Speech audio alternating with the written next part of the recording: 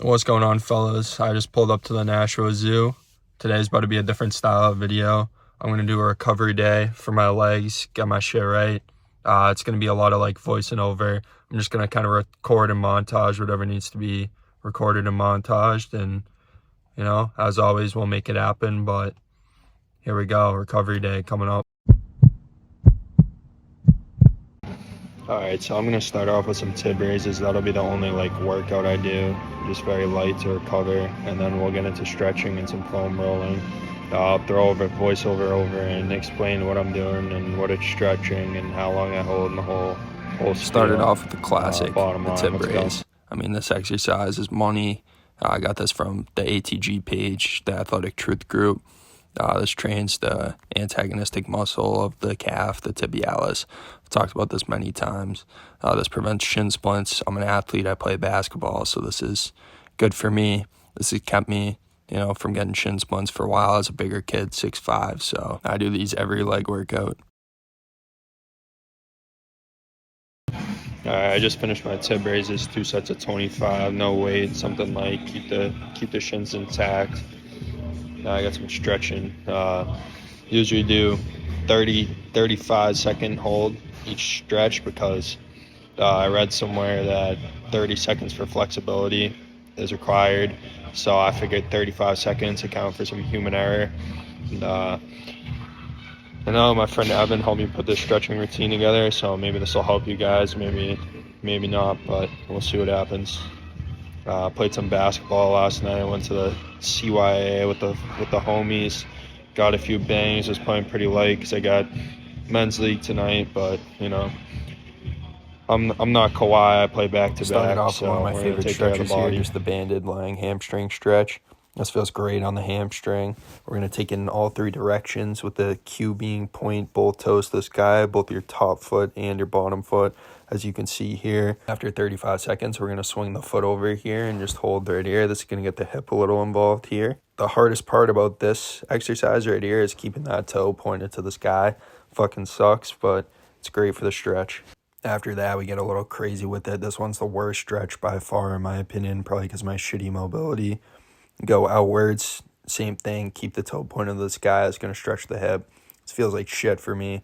I'm getting a terrible angle here, and that shows you my flexibility sucks. Hit both sides of that, and then next up, we're doing a quad stretch here. This stretch is a fucking burner, dude. So you can see the pain in my eyes. You want to pull back your quad and have your knee on the floor. This is very, very hard, very painful, especially when you don't stretch often. Back when I was a QB and didn't have to do shit at practice, this was my favorite stretch to fucking feel beautiful on the field. Next up, we got an absolutely classic stretch right here, the butterflies. First, no elbows on the knees. This is more just stretching the groin. Then we're going to go elbows to knees and really fucking open up the hips. Next up is another fucked stretch. It's really not a stretch if you don't feel like shit the whole time. In the best way, These are the 90-90 sets. Got to do better at keeping my front knee on the floor. But basically, you make a 90-degree angle with both legs, and it gets pretty painful. I have my hands out to the side. The goal is to get squared up and facing the front, but my hip mobility is so bad that some days I don't got it. You can see me trying to do it, and then I just go, oh, I'm fucked, can't do this, and then start to lean forward to put some more stretch on the hips. Last stretch we're going to do here is the straight leg calf stretch.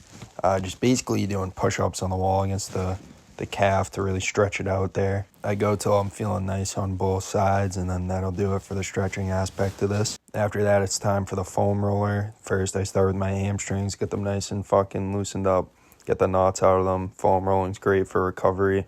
Then, despite how much I don't want to, I listen to my chiropractor and I roll out my IT bands.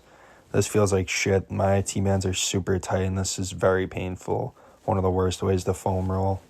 Gotta do what you gotta do though, bottom line. That'll do it for foam rolling. Gonna kick it back to myself right here. Alright, just finished stretching and foam rolling. Gonna cool down with a little backwards walk on the treadmill for the knees. Get a quick clip of that, and then as crazy as this looks, athletes, you need to do this. It's very important for protecting the knees, strengthening the knees. This is the backwards treadmill walk. Treadmill set to 0. Pushing it myself by walking backwards.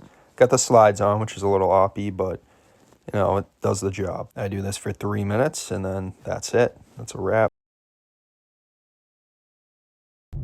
All right, we just made it happen. Quick little recovery day.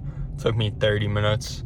Sometimes I stretch for longer, but in between classes right now, just wanted to get a little recovery action in, throw on some good stretches for you guys. I think I hit each muscle in the leg just once.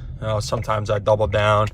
I've only foam rolled my hamstrings. I mean, I usually don't do much foam rolling outside of the IT bands, but since my hamstrings were so fucked up from doing a hamstring focused leg day last week, it's what we had to roll with.